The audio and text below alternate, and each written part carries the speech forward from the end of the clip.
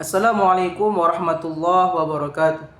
Perkenalkan, nama saya Syahdan Amrullah Siregar dengan NIM 0205222054. Saya dari Fakultas Syariah dan Hukum, jurusan Hukum Pidana Islam semester 7. Baik, untuk mempersingkat waktu, di sini saya akan membahas tentang zina, qazaf dan syariqah.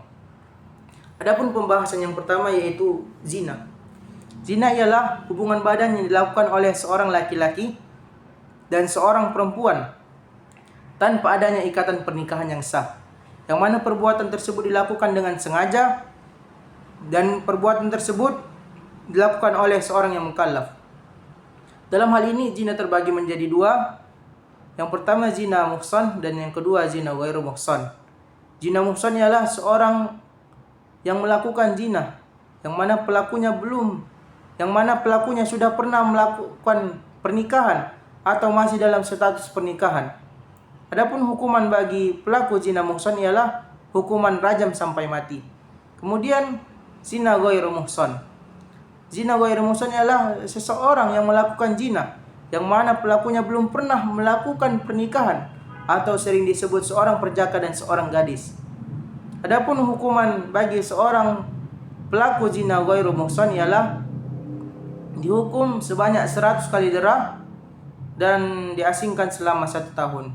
Adapun unsur-unsur zina yang pertama, orang baligh, berakal dan merdeka.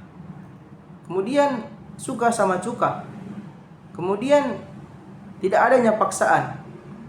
Dan yang terakhir, perbuatan tersebut dilakukan secara langsung. Adapun alat-alat bukti ada 3. Yang pertama, pengakuan dari pelaku. Yang kedua, adanya 4 orang saksi yang melihat kejadian tersebut. Yang ketiga,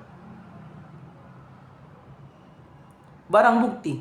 Seperti hal contoh kehamilan seorang wanita yang mana dia tidak memiliki suami atau tidak dalam ikatan pernikahan yang sah. Adapun dalil zina yaitu sebagaimana disebutkan dalam Quran surah An-Nur yang berbunyi Bismillahirrahmanirrahim. Az-zaniyatu waz-zani fajlidu kulla wahidin minhuma mi'ata jaldatin wa la ta'khudkum bihima ra'fatun fi dinillahi in kuntum tu'minuna billahi wal yawmil akhir وليشهد عذابهما طائفة من المؤمنين. Kemudian pembahasan yang kedua yaitu qazaf. Qazaf ialah menuduh seseorang melakukan zina tanpa menghadirkan 4 orang saksi yang sah menurut hukum Islam. Adapun unsur-unsur qazaf yaitu pertama, menuduh zina atau mengingkari nasab. Yang kedua, orang yang dituduh orang yang muhsan. Adapun maksud dari muhsan, sebagaimana para fuqaha menyebutkan bahwa muhsan ialah seorang muslim, seorang merdeka dan seorang yang menjaga kehormatannya. Dan unsur yang ketiga yaitu adanya iktikad jahat. Adapun alat-alat bukti qazaf, yang pertama pengakuan.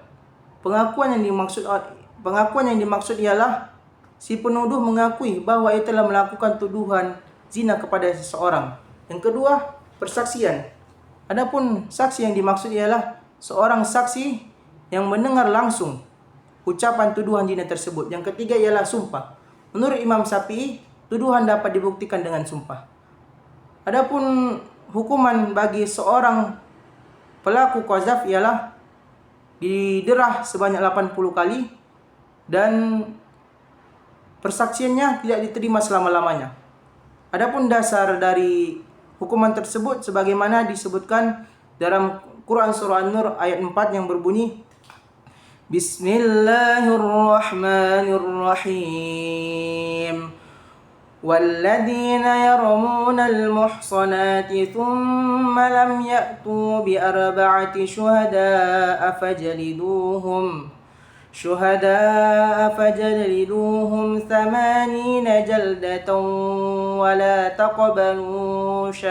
ولا تقبلوا لهم شهادة أبدا وأولئك هم الفاسقون. Adapun pembahasan yang ketiga yaitu syariqah. Syariqah ialah mengambil harta milik orang lain secara diam-diam dengan tujuan memiliki secara tidak halal.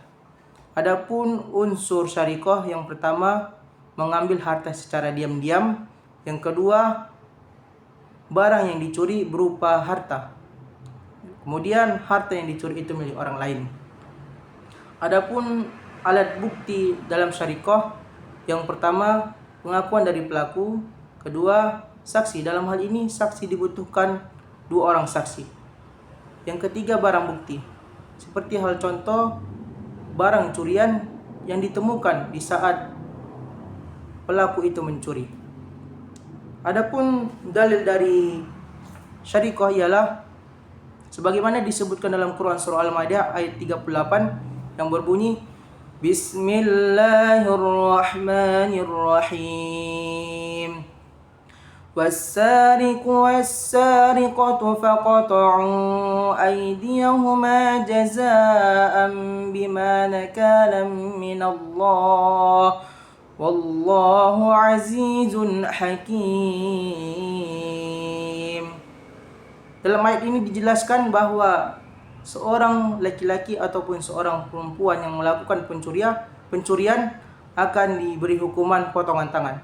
Akan tetapi